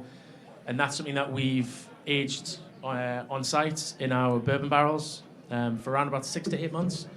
Then it gets sent to QuarterHorse, who we work with on this beer, and they do the roasting. They send it back to us in a 50-50 split of ground and whole beans. And Sean, again, mentioned that before. And yeah, you're dealing with, an insane amount of coffee in a beer. I think if there wasn't for the residual sugars left over in this guy, it would probably be too much. It would just be, too strong essentially. But because of the residual sugar, it's around about 12 Plato left, 10 or 12 Plato. It's got that balance between everything else going on. It's a big beer. It is, yeah. Yeah. There's a lot of coffee in here. Yeah. But there's a lot of everything. But it's also, and I've said it so many times, but it's so balanced. Again, it's just it really works. Yeah. You might have just said, but what other things went into this? We had muscovado, we had vanilla. Yes, vanilla pods. Yeah, so that went in the spin bot. So barrel-aged coffee, post-fermentation, vanilla in there. Yeah, like I can't even think of how many different malts went in there, like 20 different varieties or something crazy. But yeah, just a huge mix of things. Obviously, Hayley's mentioned this, like we're throwing all this stuff at it, not knowing where it's going to lead to, and after chilling it and maturing it and centrifuging it and stuff like that, and then when it comes out, as drinkable, considering what's in there in the ABV and residual sugars and stuff like that. And how did we? I mean, I think you just touched on it. And when I say how did we get the coffee into this bit, there's a lot of, because it went into every stage, right? So there's a lot of processes in there. So every stage, again, that's hot side, cold side. So, like I said, we've never added it to the mash tun. We literally didn't know, is that a waste of coffee? Is it, going to do something? All these different stages are at various temperatures. So, we've talked about that. Previously, we've talked about how important it is, temperature versus extraction and flavor profiles and stuff. So it was just an experiment and throw our hands up saying, well, let's just see if we get X, Y, or Z from each of these, extra points of entry for the coffee. And it worked. Yeah. It's really good. Really good. And with the Bierstückel, that's a very it does work really well with that. Yeah. So any Sean's your man to speak to about that. Right. Brilliant. Is there any questions? Yeah, straight off the bat. Brilliant. It's just me being fussy, but as someone who can't really drink lactose, what do you think the main benefit of adding lactose to this beer is? And do you ever think there'll be like a non-lactose version that brings those same benefits to a beer in the future? So that it's a tough one. It's like I said, I've been here just under 6 years. I've seen comes and goes in waves in terms of it. Certain styles like New England IPAs or milkshake IPAs, stuff like that, using things like lactose. That's great as a person who either isn't allergic or chooses to consume lactose and stuff like that. Recently, the past couple of years, I've noticed that we've not turned away from it, but we're not using as much as we used to, which I'm totally fine with. The thing with lactose is it's handy as a tool if you want to, have a certain amount of residual sugar and body and sweetness left over. If you don't do that, it takes a bit more engineering to, change temperatures and malt bills and stuff to get where you would want to. But it is a different sugar, it's a different sweetness. Lactose is a smoother sort of how to describe it? It's not got a huge flavour profile to it, but you know it's there mainly from mouthfeel, basically. So yeah, I'm not sure if there'll be a non-lactose version, but like I said, we have not been using it as much as we previously were a few years ago, which hopefully that is a good thing for people like yourself. But yeah, we'll use it. We're not using it as much. We'll still continue to use it here and there. So yeah, I hope that's good for yourself. I think we got a question from the live stream, Tim. We do have a question from the live stream. Alex Dorning has asked, will there be a barrel-aged version of Matcha Mocha? I'm not sure. Did we rack any into barrel? Oh, the head brewer is shaking his head. No. A collective sigh / boo. We could put a full batch into barrel. That's... Ooh, apparently. Hey! Yeah, whether we... Yeah. That was an emotional roller coaster, that was, wasn't it? Ow. There was ups and downs there, yeah. Yeah, absolutely. Any more questions from virtual Tim? Nope. No? We've got a question over here. Hi, yes. Who says enough is enough? And what would happen, as it's been said before, you've put it in, you can't take it out. Who says enough is enough? We've put it in at every stage, whatever. So that was I don't want to say the original brief, maybe that's the right way of describing it, but that was okay, we've never done that before. We've added it at this stage, this stage. All of the stuff that we did pre-fermentation, you can't, there was no way of telling, like you said, that is too much because it hasn't been fermented, all that stuff. After fermentation, then we can taste it, but like what Hayley said with the doppel, when you're tasting this stuff, it's warm, there's still yeast in suspension, we can spin it in our little mini centrifuge in the lab. It's still not, it's not matured, not gone through cold maturation, stuff like that. So I think it was a sort of, well, let's go for it, because if not, then we'll never know. And yeah, like in terms of, I think we're happy with how it turned out.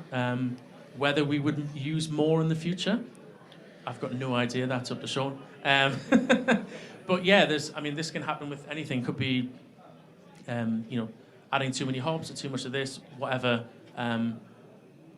Yeah, like there is no calculation. We can do a brew sheet and say adding this much hops will do this to it, or this much malt or whatever. When it comes to coffee and other raw ingredients like that, you either have to just add it and see. But like you said, you can't take it out. So yeah, we get paid to play around and do stuff like that. But yeah. Yeah, again, we're touching on the point of Project Barista is to experiment. Yeah. And have a bit of fun, and hopefully, is there any more questions before I do my kind of? Tim, any more on the live stream? No, we're good. No, cool. Yeah, but essentially this is we get to have a make some seriously great beers, but also really try new things, push boundaries, and also have a lot of fun. And hopefully everyone has enjoyed the beers as much as we had. That's beautiful.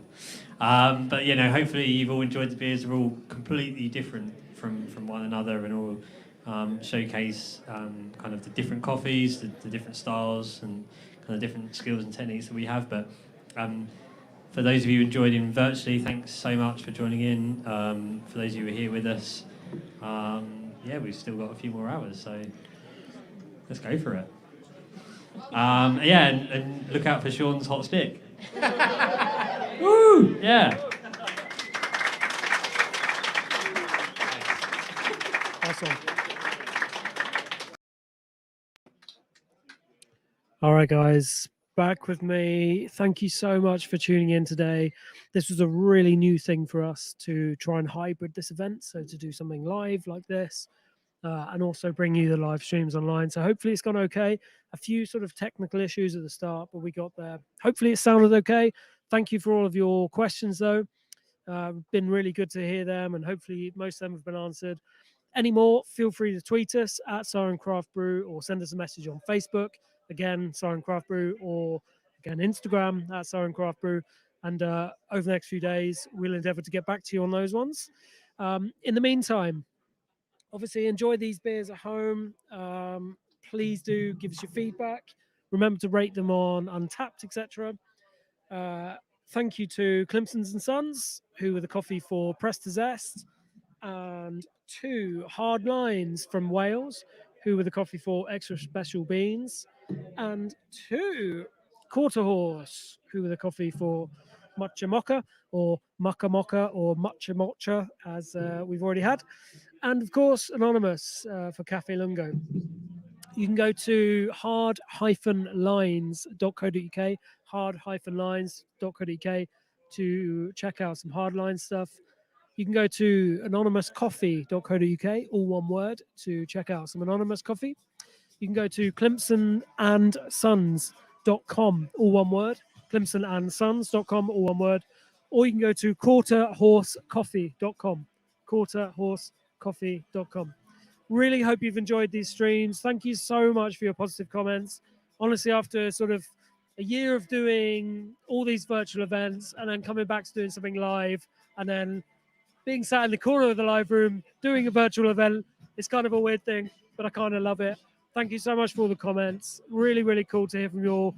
If you're watching this on repeat as well, like later down the line, thank you so much. It means a lot to us all. Please keep enjoying the beers at home. I'm off to enjoy the beers live now.